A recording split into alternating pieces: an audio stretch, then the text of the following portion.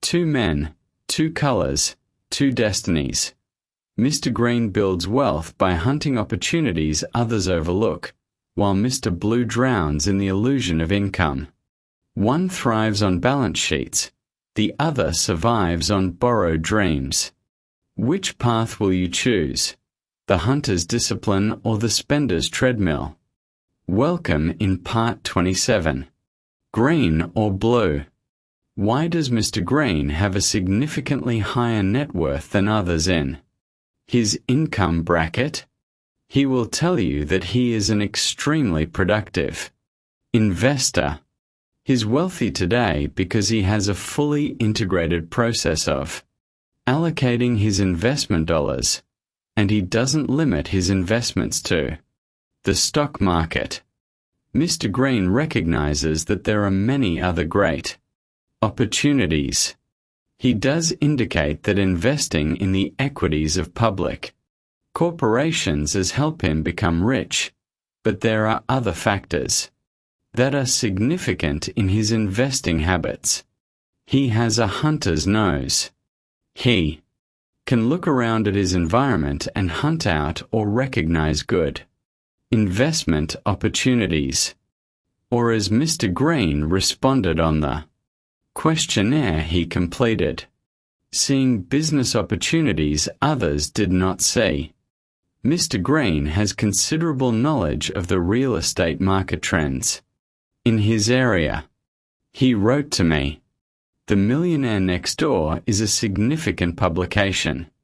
My wife and I loved it, discussed it with friends and family, and still compare ourselves to the norms. Where we differ is in making real estate a major investment opportunity. We are not wed to our house, but enjoy it. We'll sell it in the next year or two and expect a profit of $2.10 million or 125% before taxes. We'll build another, smaller house, pay off our relatively small 11% mortgage, pay the taxes and still be up $1 million. Welcome to Greenwich, Connecticut, in the 90s. The Greens built their current home 6 years ago at a cost of $1.70 million, including the land. What is it worth 5 years later? According to Mr. Green, $3.8 million is the actual value. According to my own research, this figure is a very conservative estimate. The property could bring more than $4 million. The Greens are charter members of the Balance Sheet Affluent Group. If you follow Mr. Green's actions regarding the purchase of real estate, your balance sheet may be enhanced.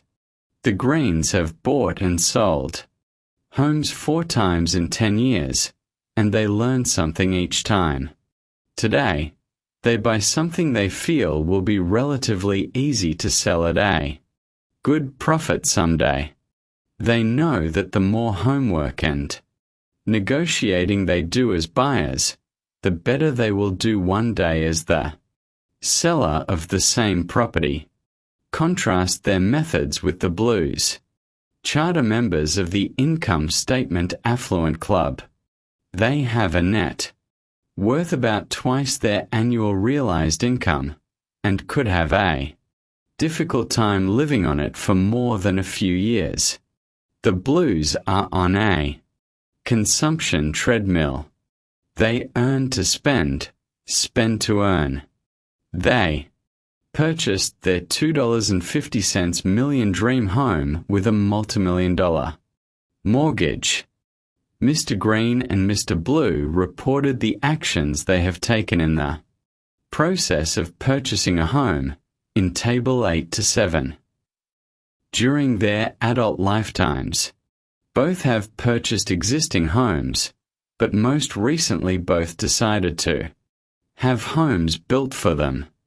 Whether you purchase an existing home or have one built, these contrasting styles and processes may be useful to you.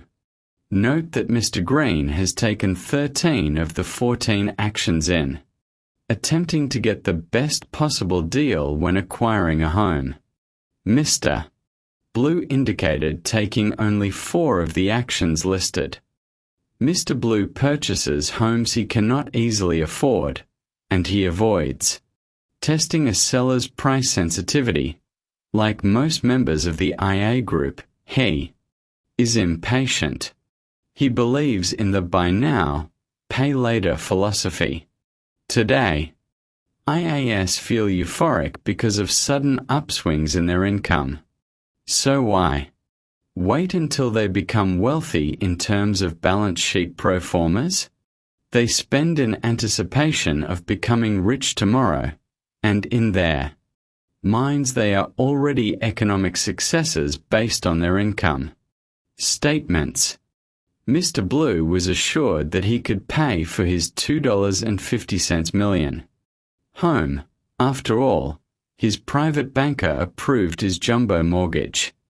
Mr. Blue counted the income dollars he expects to earn over the next 10 years and forecasted the contributions that each of his clients will make in fees and commissions to his mortgage fund. This top-producing, extraordinary salesman has it all figured into his purchase equation.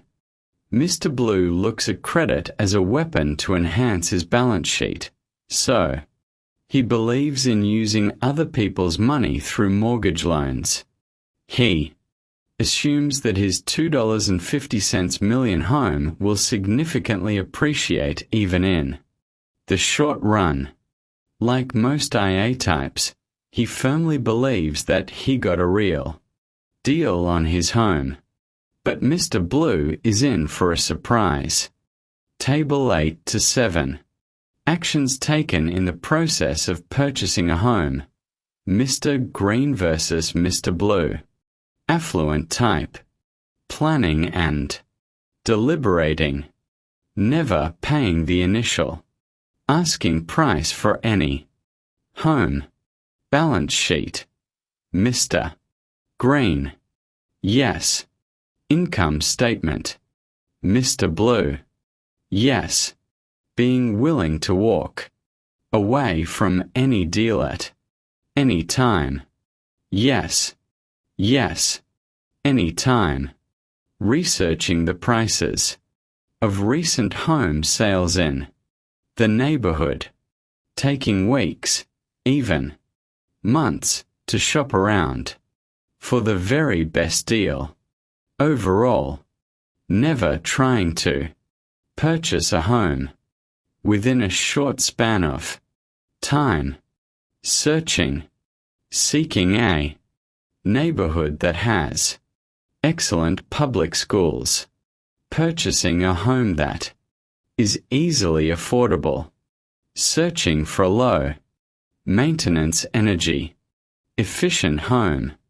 Searching for a bargain home that was part of a foreclosure, divorce, settlement, or estate sale.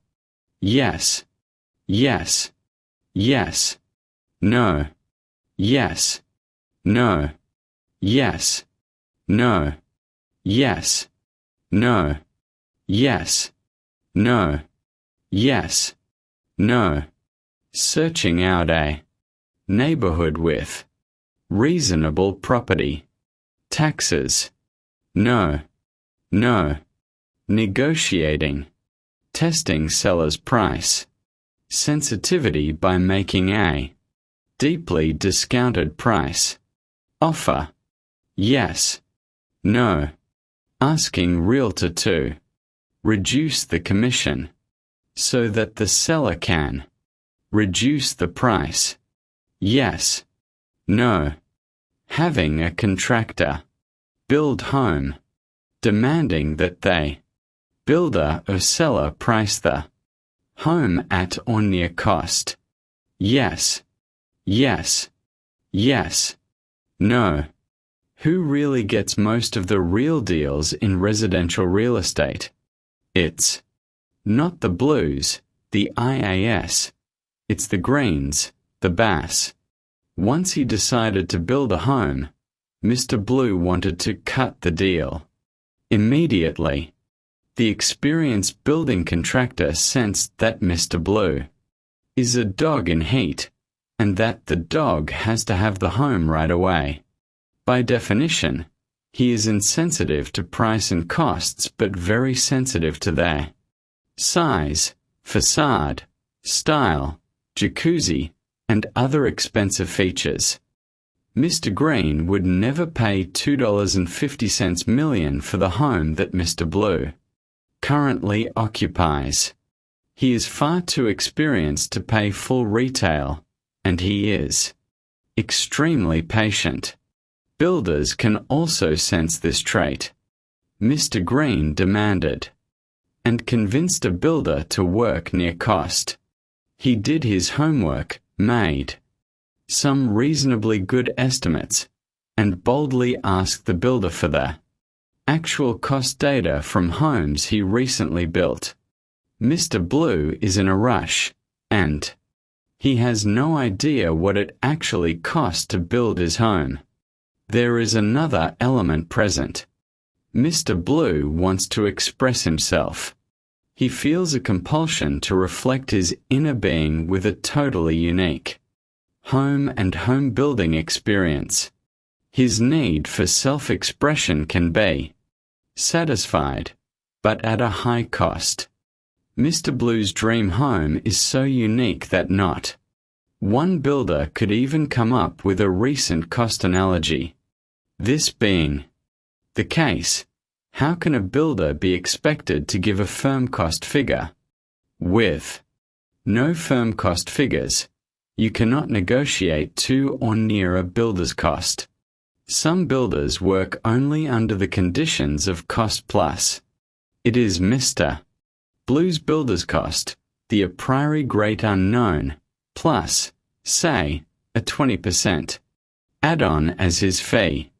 What happens when you force a builder to construct a home that is so unique, so custom-oriented, so architecturally self-actualizing that every day is a new learning experience for him? And every day his meter is running. You are paying big dollars to move him along the learning curve. If your home eventually costs considerably more to build than a traditional one, prospective buyers don't care when you have to sell it. They aren't interested that you were self-actualizing during the design and building phases. They are insensitive to your builder's problem with starting at ground zero on the learning curve. Mr. Green has consistently been able to cut a much better deal, in part because he has much more experience with builders and residential real estate in his area. He insisted that the real estate agent reduce her commission so the seller of the property could reduce the price even more. As an astute negotiator, he believes in the power of competition. Among all the actors in this play, he is much more patient than Mr. Blue. He is not the dog in heat. The builder, the real estate agent, and the seller of the property figured this out because he actually made it easy for them to understand his motives and home buying needs. I never, ever try to purchase a home or lot within a short span of time. I'm always looking for a great opportunity. I can inventory a building lot for years before I decide to build a home on it.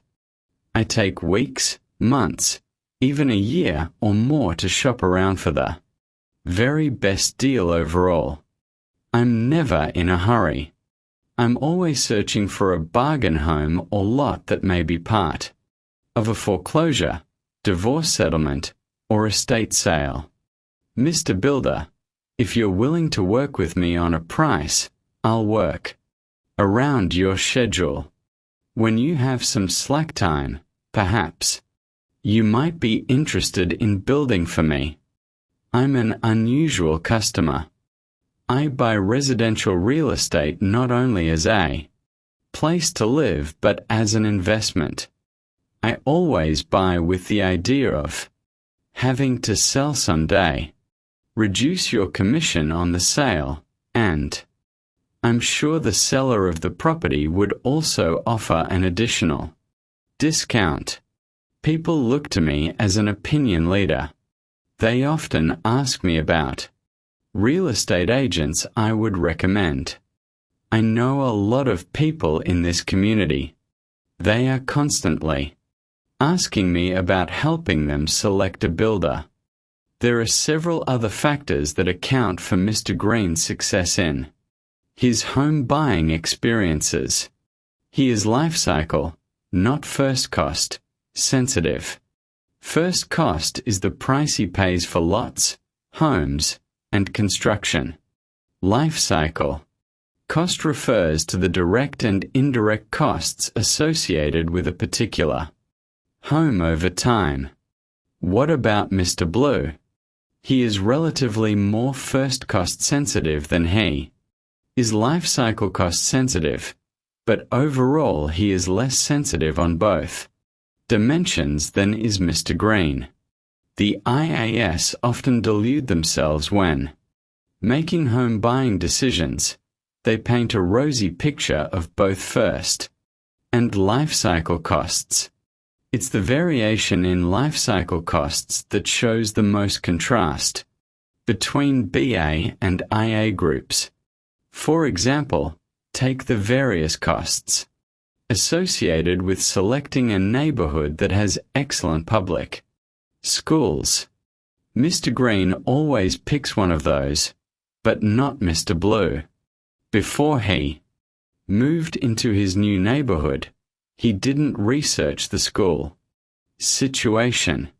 When he realized the public schools were subpar at best, private school tuition shock set in. Mr. Blue discovered that his children wouldn't be able to gain admission to quality colleges given the preparation they were receiving in the public schools. Add private school tuition of $33,000 per year onto the other life cycle costs associated with getting a real deal on a building lot.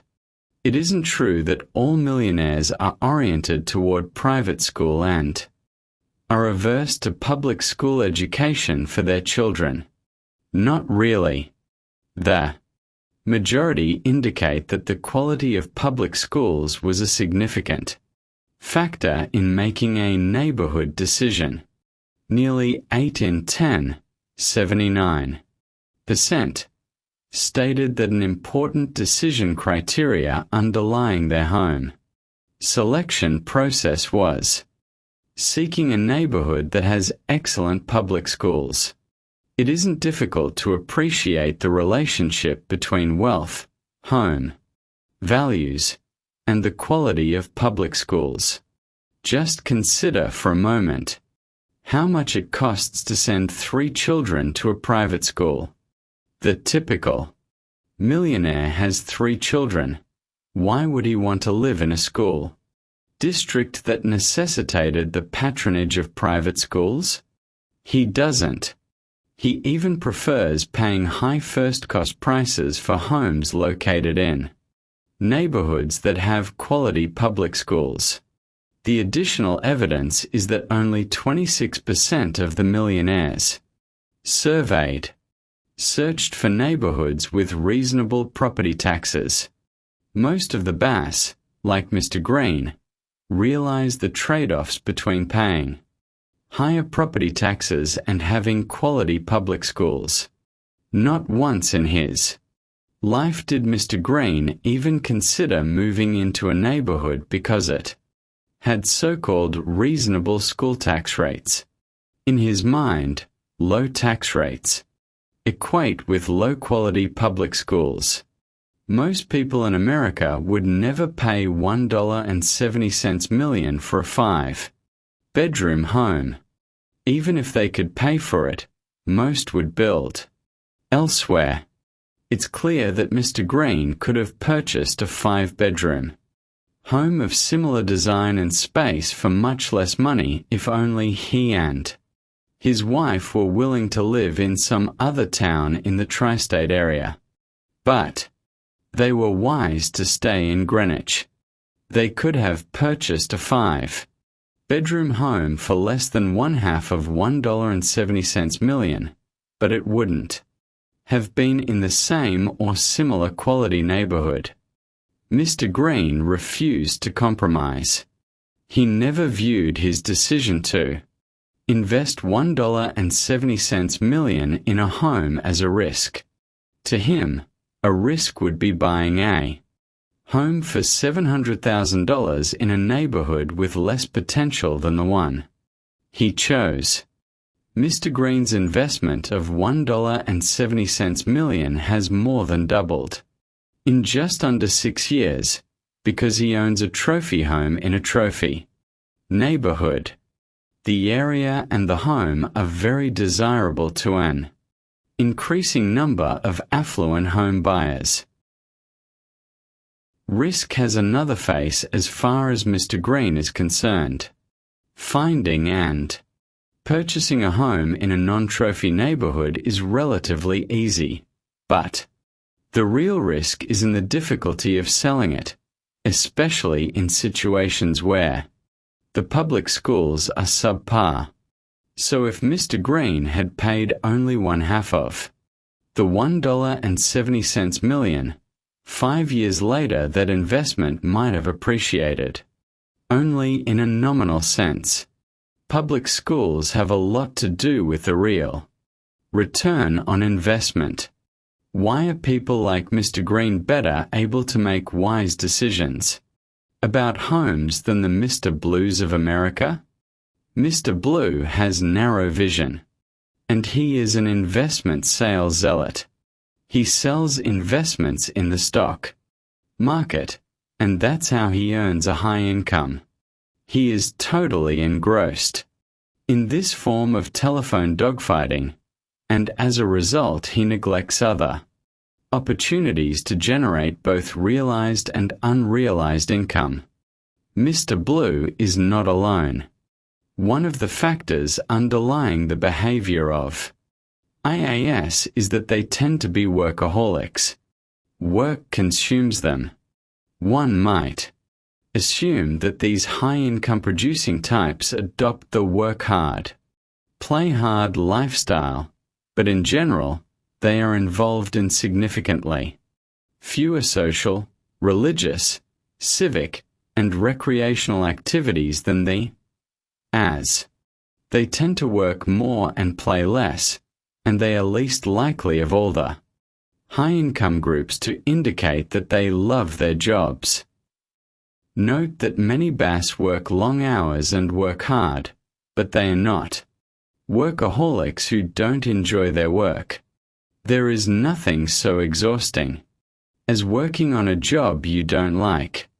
The IAS earn big and spend big, and they are unlikely to take defensive actions to reduce the cost of operating their households, because in their minds, such actions are not worth the effort. Reducing operating costs and shopping for homes the way Mr. Green does is also viewed as work that in their view pays much less overall than does their main vocation. In some situations they have a valid argument. You may never get rich using discount coupons to buy groceries, but such activities taken together have a significant influence on one's balance sheet. The IAS don't have a valid argument when it comes to purchasing homes.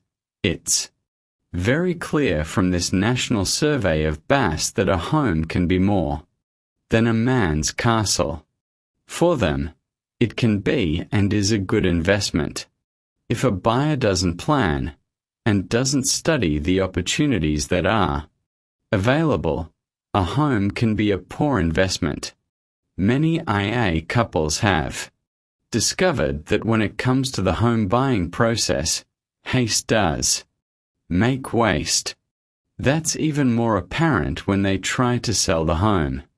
they hastily purchased years ago. The hunter's nose. Early in the 1980s, interest rates were at an all-time high. Even money. Market funds were paying at or near 20%.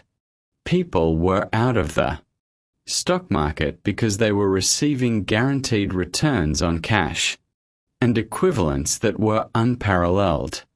What about the residential real estate market?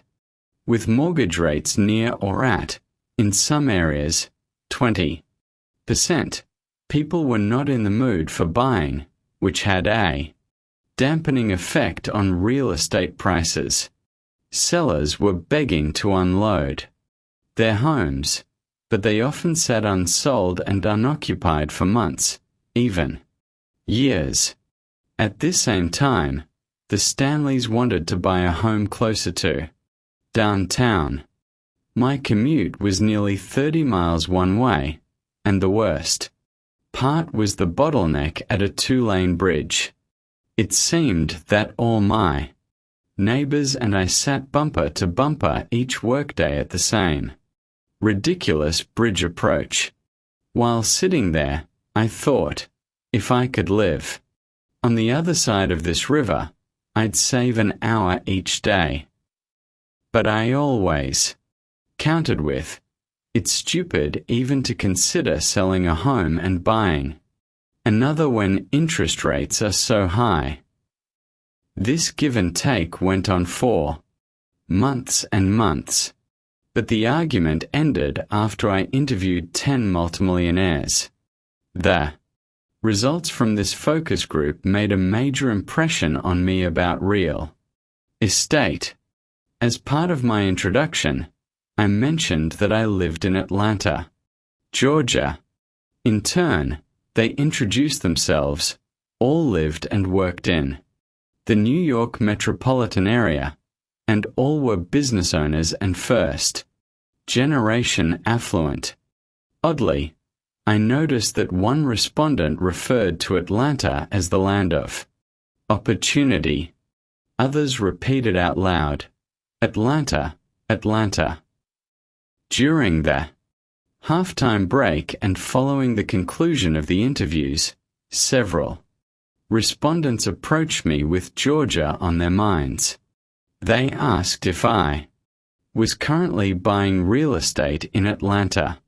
They also commented about the great prospects for real estate there. This made no sense to me at all. First, none of these multimillionaire respondents were real estate professionals. On their bio cards they mentioned other industries: printing, office supplies, appraising, manufacturing, and so on. Second, I was confused about their enthusiasm for investing in real estate. It seemed foolhardy, given the current interest rates. Why were these people interested in the real estate market, and why in Atlanta? I told them that I wasn't interested in buying real estate because of the high interest rates and general doldrums in the market. Yes, even wonderful Atlanta was suffering from high interest rates.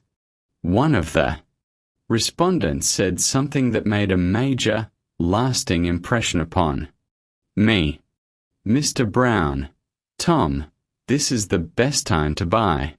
Dr. Stanley, but the interest rates are so high. Who is buying? Mr. Brown, smart people, they don't always need to borrow. Have you considered buying? Dr. Stanley, yes, many times. Actually, we are thinking of building a home, but it's the old interest rate problem. Mr. Brown, do you have enough cash to buy a building lot in a quality area? Dr. Stanley, yes. Mr. Brown, then do it. Do it now. Never follow the crowd. I'll wager there's plenty of property for sale. Look in the Classifieds. Call a few banks that have foreclosures. The day after this lesson, I started searching for a lot. Mr. Brown was right. There were quite a few lots for sale in the classifieds. In short order, I purchased one, but I did consider a variety of offerings, and I had a chance to visit several sellers.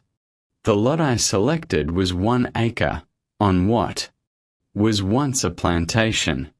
The price for this prime lot was $29,500. Just 2 years before, a lot of this type had sold for double this price. During the next upswing in real estate, some comparable lots sold for $100,000. Who was selling at the time I was buying? Several builders were suffering under the bad economic conditions, but still had bills and debts to pay. Some of them had homes, lovely homes, just sitting and sitting. Many owned lots as well.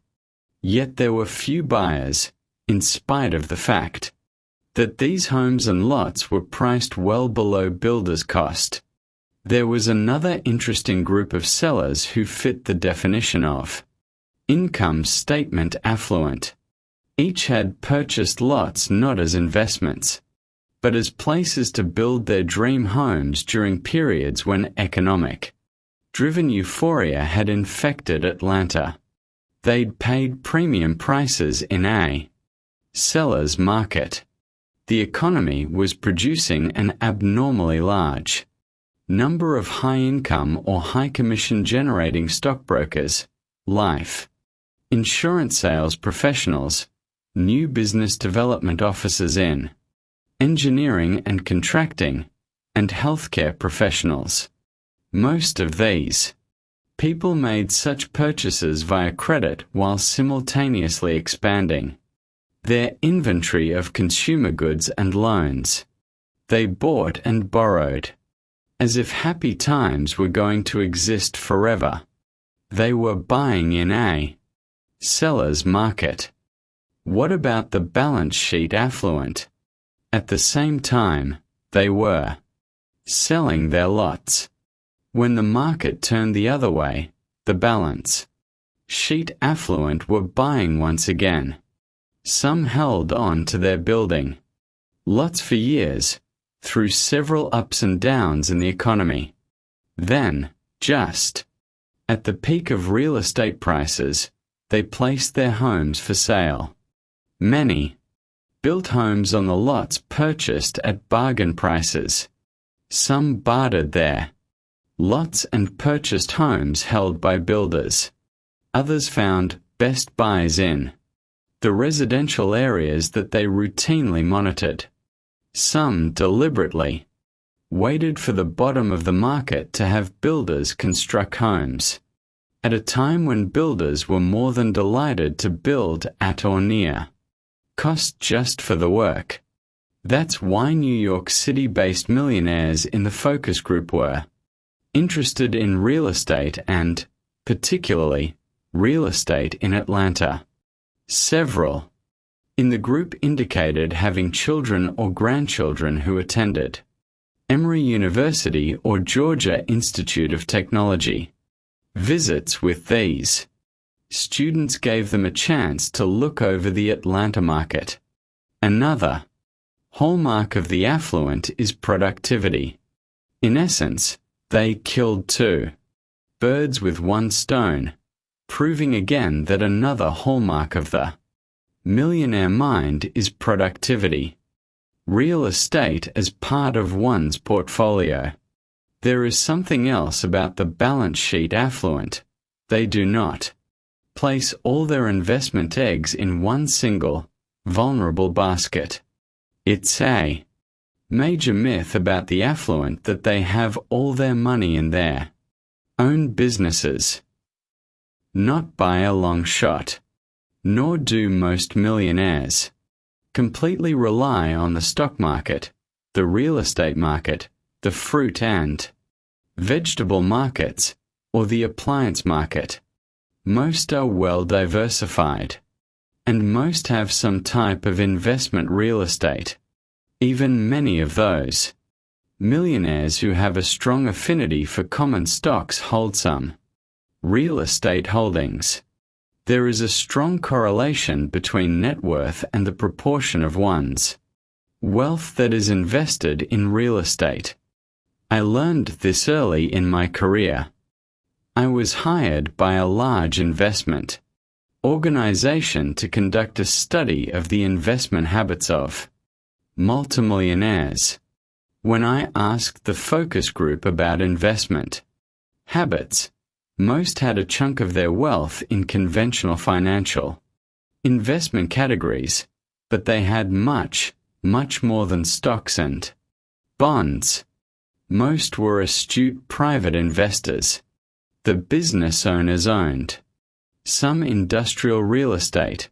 Others owned their own office complex, factory, medical science complex, rental property, vacation rental property, shopping centers, and so on. Several of the respondents occasionally invested in single-family homes, and one of these respondents, Alvin, had a hunter's nose. He was a high school dropout who owned a distribution business worth over $30 million. He lived in a fine neighborhood just outside New York City. He made it very clear that his home was purchased after he became a multimillionaire during a buyer's market. The home had appreciated almost threefold in about 15 years. Alvin took more credit for some of his other home-related investments. He noticed that in his own fine neighborhood, pockets of economic opportunity often existed. His first target was a home near his own that had been unoccupied for almost a year because of a divorce. During this time, the home had been neglected. Finally, it was put up for sale, but the real estate market was weak for prospective sellers. Alvin eventually purchased the home at a bargain. He then had it cleaned, painted, and generally improved. He rented it for several years to a relative. Then the tide turned in the market. Buyers began to outnumber sellers, so he put the home up for sale at 20% over the appraisal price. Alvin is balance sheet affluent, and Bass sell to earn a profit, not because they are in dire need. He didn't need the money, and he knew the market was rising, so he priced his property with that in mind. In the rising market, the value of the home increased each day. All that he needed was one buyer who wanted to pay top dollar for a home in Trophyville. Alvin sold the property for near his asking price and grossed over 50% on his investment. He made more than he would have at the time if he'd invested in the stock market. Doing what Alvin did is not for most people. Remember that he owned his own company and had a large maintenance and clerical staff that he paid to moonlight on his real estate venture. And Alvin was not starting at ground zero on the learning curve. He told me that if he was at or near ground zero, he would never have contemplated buying investment homes. If you are not in a similar position, you may wish to think twice about following Alvin's lead, but even those without his staff and experience find it productive to buy homes for their personal use in a neighborhood with which they are familiar. A growing number of millionaires in the BA category are doing what Alvin has done, pricing their own homes in Trophyville and waiting to get the price they name. They sell in sellers' markets, buy in buyers' markets. They often buy bargains in their own or adjacent Neighborhoods. Some take residence in these bargain price trophies. Others use them purely as investment vehicles. Home game, away game. A growing number of BAS are becoming area-specific experts. When they see an opportunity to enhance their net worth in a certain neighborhood, they know well, they take it. Today, it's not unusual to find an affluent household that has traded up or traded down to another home several times. More and more it's within the same or adjacent residential community. When these BAS discover a bargain-priced home in their area of expertise, they pounce on it. Many times a home soon to be on the market was discovered not in the classifieds but during a conversation at a bridge party or a chance discussion at a PDA meeting. I call this the home game, as in home team. The home team has the advantage of playing on its own field with the home crowd. Alvin's case relates well to this concept. He has the home field advantage over many prospective buyers who don't know nearly as much about the neighborhood, and they may be on a quick 2-day house shopping visit related to an employment change. Think twice about ever considering the purchase of an expensive home over the weekend. If you have no alternative, at the very least hire the top real estate agent in the area to assist you. Often it's these types, including a few other non-self-employed workers, who are placed in away game situations. Winning the away games. You don't need the home field advantage if you play the game the way Mr. Dye does. Mr. Dye is an employee who has worked for 2 major corporations during his much-traveled career. During each of his last 6 long-distance residential moves, he and his wife have made a considerable profit each and every time. No matter that he was in Chicago for several years, then in Houston for several more, and then was transferred to Orlando, Mr. and Mrs. Dye always made money each time they moved. They bought low and sold high. How did a member of the away team bat 6 for 6 while playing away games? Each time, Mr. and Mrs. Dye transformed themselves into members of the home team, as they did again in their most recent home purchase and sale. Mr. Dye told me that he never puts himself in the position of having to buy or sell homes in a panic. Like most BAS, he and his wife are very patient. They have a plan and a set of goals to follow. When Mr. Dye was told by his Fortune 50 corporate employer of yet another reassignment, another relocation, he and his wife were well prepared. They didn't allow the euphoria of a new assignment and a move to an exciting town translate into a bad decision. In this most recent venture, the couple took 6 months to sell their old home and make a purchase decision. Mr. Dye's employer was very fair, even generous. He reported that his corporate employers had offered to buy each of the 6 homes he needed to sell, each time at a good, fair market price. But Mr. Dye turned down each offer, and he was wise to do so. Each time the couple sold their homes, they made at least 15% more than the fair market value. Fair market value is often computed by analogy. Appraisers rely on the prices that homes in a particular area have recently sold for, given certain size and style parameters. Mr. and Mrs. Dye were able to outsmart the experts, the seasoned appraisers, and generate top dollars for each home they sold. They strongly believe that cleanliness is next to godliness. Their homes were always spotless inside and out. The dyes don't just spruce up their home today in anticipation of selling it tomorrow. It's always in turnkey condition, and they are extremely demanding about the homes they purchase. They only buy those that are in excellent condition.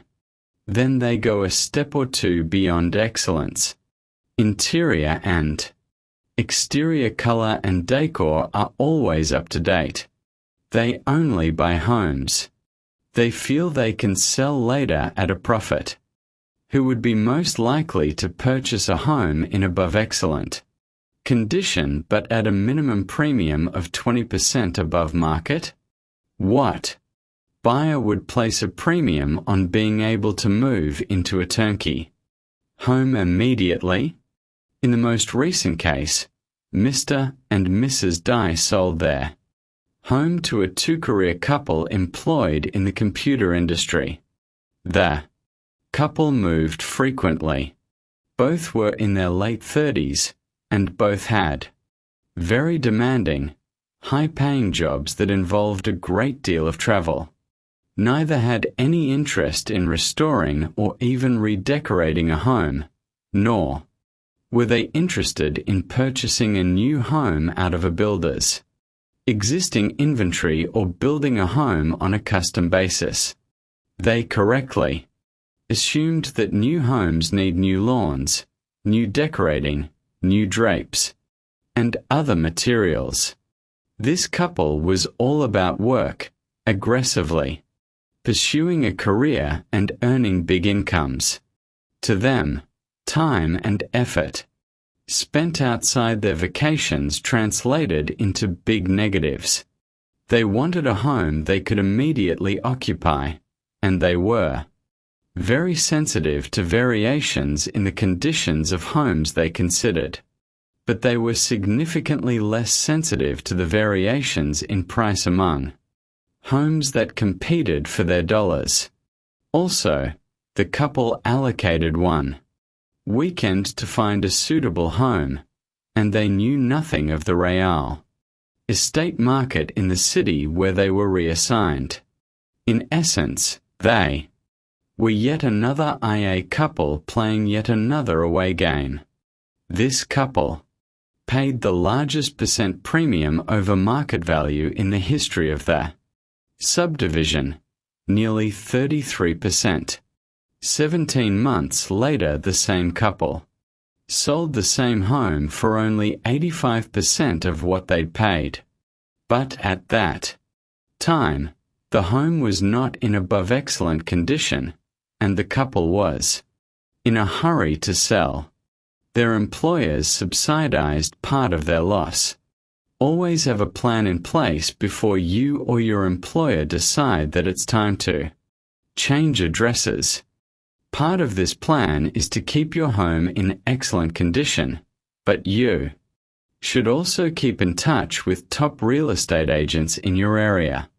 Contact them every 6 months or so.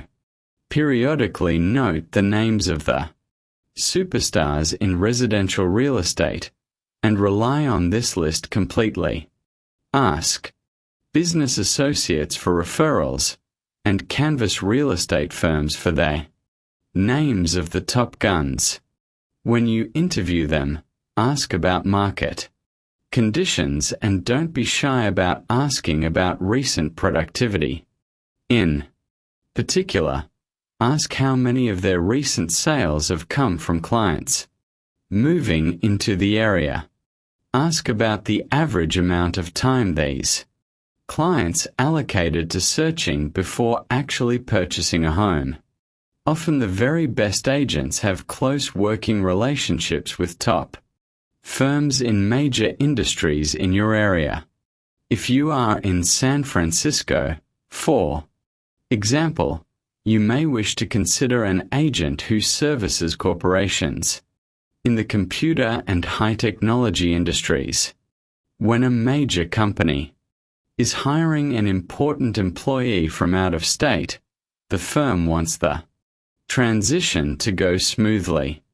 Part of the process is to ask a top-notch real estate agent to assist, so your plan should include familiarizing yourself with agents who have excellent track records in making these companies and their inbound executives happy. Give strong consideration to hiring one of them to list your home. I have found that many of these top producing agents work especially hard to sell homes that they also list. I take no pleasure in saying that it's often a bad mistake to hire a neighbor, friend, or even a relative as a real estate agent.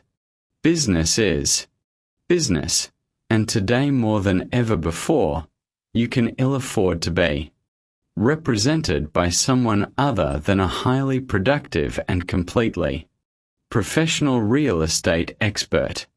In my mind, there is a very clear distinction between three types of real estate agents. First, there are what I refer to as listers, then there are sellers, and finally there are those extraordinary sales. In my mind, there is a very clear distinction between three types of real estate agents.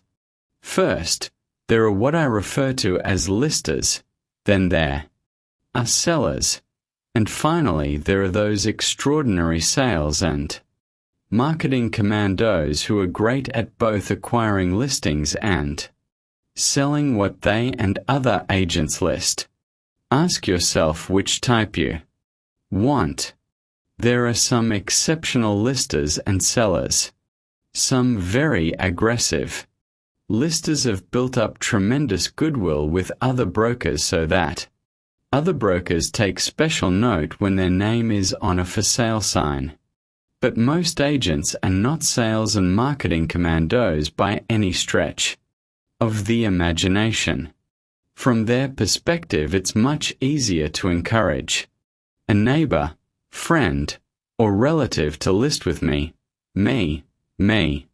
It's much more difficult to sell because most sales are made to strangers. But in my mind, the very, very best real estate agents both list and sell. I will always recommend Connie Glenn. Not everyone can sell real estate. Only a small number of real estate sales professionals achieve ESP, what I call extraordinary sales professional, status and maintain that status during downturns in the real estate market. Connie Glenn is one of them. I was once in the unenviable position of having to sell a house when the mortgage rate was near 20%. What there was of a real estate market in Atlanta at that time was a buyer's market. Like millions of other homeowners, I made the mistake of asking the first person who came to mind, a friend, neighbor, and part-time real estate agent, to sell the property. This was the easy thing to do. After more than 2 months, the only results were no offers, no nibbles, and very little traffic. It became apparent that a change had to be made. I called the manager of the largest real estate agency in Atlanta. I want the name of your very, very best agent. No, not the best in Doherty or Roswell. I want the best horse in your stable. Connie and her assistant appeared at my home soon after I called her. She agreed to accept my case. Traffic increased overnight. Within a month, the house sold for 95% of the asking price. I was amazed at her success. Not only was the market difficult, but the home was cedar. Cedar is not my first choice for siding in Georgia. It discolors and mildews. Periodic cleaning is necessary. Who would pay 95% of the asking price? Connie found an executive from the lumber industry who loved cedar. After all, Tom, what would you expect a lumber expert to live in? A brick? Colonial? It would be bad for his reputation and the image of the lumber company. My experience with Connie taught me something about marketing. If you want to avoid losing money on your real estate dealings, call an ESP. Thomas J. Stanley. Marketing to the Affluent, Homewood, Illinois. Dow Jones Irwin, 1988, pp 40-41. Note that Ms. Glenn both listed and sold our property. Her manager told me that Connie established her reputation as a Top Gun buy, aggressively seeking listings of homes that others were unable to sell.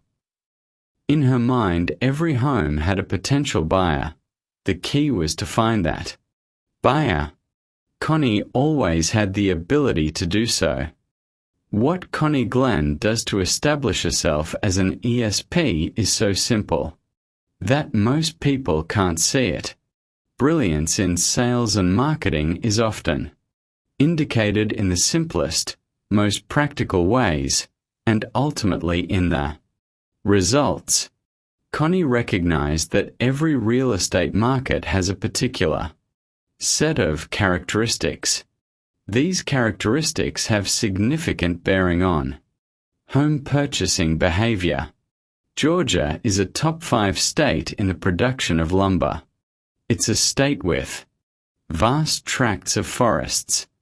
Many firms involved in lumber directly or indirectly have a presence in Georgia.